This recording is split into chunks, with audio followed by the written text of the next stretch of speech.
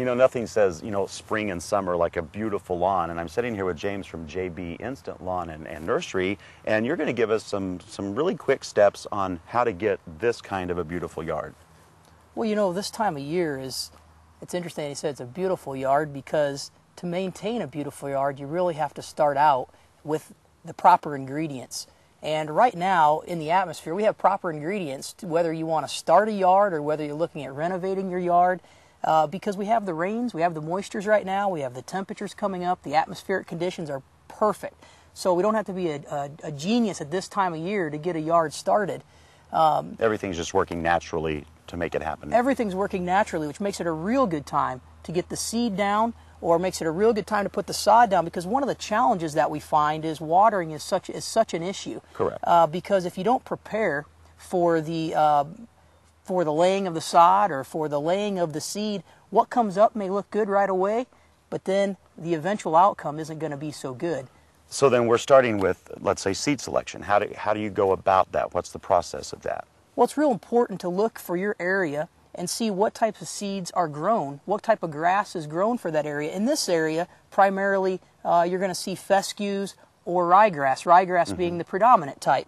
So if you're looking at a seed bag, it's real important to take a look at the back of the seed bag, and you're going to see that there's a little sticker down here, and on that sticker it will actually list the types of seed that is in that bag. It will list the weed seed content, of which you want very little to zero, and like in this case it's 99.99% weed free, and it will also list, and this one has all ryegrass in it.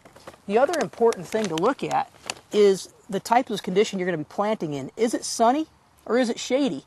You know, in Oregon or Washington, we're talking, you know, especially in the winter, it gets real shady. But even with housing conditions and fir trees and those kind of things, you have to be very, very careful that you select a seed that will grow properly. So you said in the winter it gets real shady. Are you talking about cloud cover then? Cloud cover in the winter, what that will do is as you come into the springtime, it will actually have a tendency to look like your yard has thinned out. That's the perfect time why right now we've got to go in and overseed so you have a strong, growing, beautiful turf for those summer months. But even over the whole entire year, you have to look and see where that lawn is located as to how well it will grow with what type of variety of grass. For instance, we have two types of grass here. This one is an all ryegrass. This one is a ryegrass and a mix of chewings and fine fescue. That chewings and fine fescue allows it to, the ryegrass germinates quickly, gives it some green cover, then that chewings and fine fescue will come up and allow, even in the somewhat shadier periods, to still have a nice green lawn. So it's a more consistent look all the way across. Absolutely, especially under the right types of conditions, yes. So what are the basics, the general guidelines for once you get the seed or the sod down? Where do you go from there? Well, it's real important. One of the things that we find in the Northwest is that since we have such good climate for growing seed, anything grows, which means your weeds grow, which means your grass grows.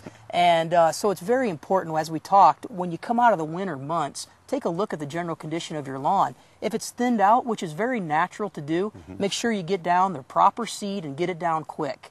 Get it down, but get it down in the temperature frame that we see right now, about 50 degrees soil temperature, so you get that germination in there. That's going to help keep the seeds or the weeds out of your lawn because it's a full. Yeah. So it's a full lawn, can't be that way. Next, make sure that you lime your lawn, especially in the springtime. It's a great time to lime it. Around here we have very acidic soils. Make sure that you get some lime down on there via the recommended rates so that you can get that pH up to more like neutral, 6 to 7.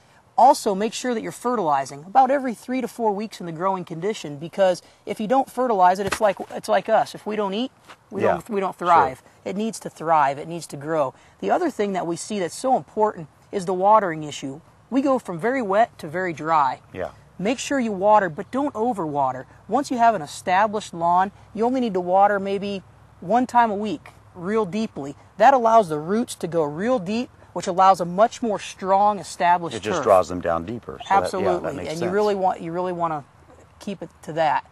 The other thing you want to do is when you mow, make sure you mow not overly long. Mow 3/4 to maybe 1.5 inches is about what you want to mow to. So what you're telling me is when I wait till it gets this high and cut it down to there, probably not the best thing Right, for me to do. right. It'll actually shade out some of the leaf underneath, which will allow it to die off. It won't allow a real nice thick turf, which is what you're really after to keep weeds out. Another thing that we recommend is bagging the clippings. Some people like to, some people don't like to, because they think that if you put the nutrients back in the soil, it will help with the nitrogen there. But we recommend with the bag simply because you don't get the weeds spread over your whole lawn. Correct. You Yeah, get them that in the makes bag. sense. And the last thing is that if you do see weeds, treat them properly. Go and check out with your local store or call us. Look at our website. Look at other websites available. Make sure you treat them, because if you don't treat them, they will spread. Yes. And then, Well, I've learned all kinds of things, and there's a lot of information about lawns, but once you get it done and you get the system going, really not that much work to keep it up. So if you have any other questions, feel free to go to gardentime.tv. We'll click you over to their website. You can call them too and ask them questions about beautiful lawns, whether it's seed or sod, sunshade, the whole shebang. We covered it here in a nutshell for you, but you can get it all at a long-term rate if you give them a call. Thanks so much. I'm going to have to go home and work on my own yard now.